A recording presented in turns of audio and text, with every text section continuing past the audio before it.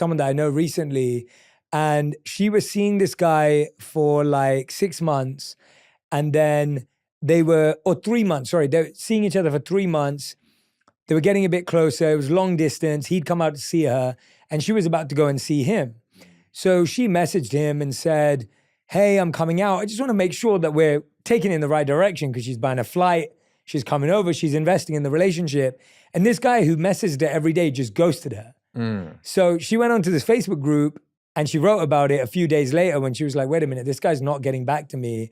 I've lost the flight ticket, not in a great place. And then this other woman messaged back and was like, hey, let's connect offline. So then she shared her story. This guy supposedly is married. He's then been dating this other girl who just found out that he's married, saying he was going to get divorced. And now he was dating the person that I know. Lord have mercy. And so I think when you hear a story like that, it's no surprise that that spreads, because that's a fascinating, juicy story. And it's heartbreaking for the people that are actually invested and involved in it. And I think that empathy, even when I heard that story, I was so heartbroken.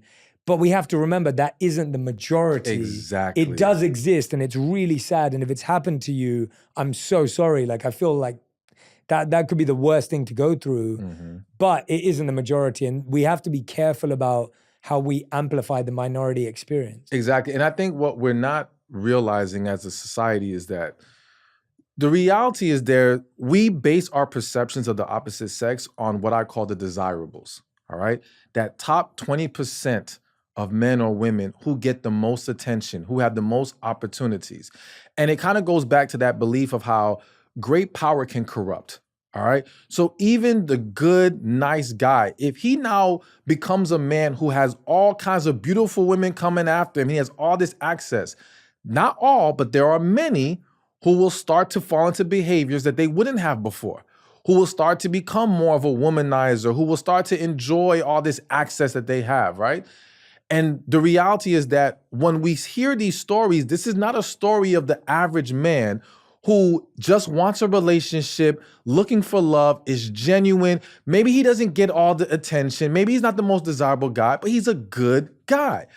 But that's not where we're gonna put our attention. And it's the same thing with women. When you hear men on the internet say, women just want money, women just want money. Now, granted, women value financial stability in men, most, okay? And I think that most men should strive from some level of stability. However, there are tons of women dating broke men, all right? There are tons of women who that is not their number one priority. It's a desire, but they wanna be loved. They want quality time. They want these other things. But again, if it's not being said by the audience that the men fixate so much on, they don't hear those voices. Yeah. They just focus on the women who, again, and I'm using the word desirables, not because I'm determining what's desirable. I'm just laying out the people who get the most attention, who tend to get more attention for whatever reason, right or wrong. That's what happens in life. And so we got to realize that they do not represent the majority.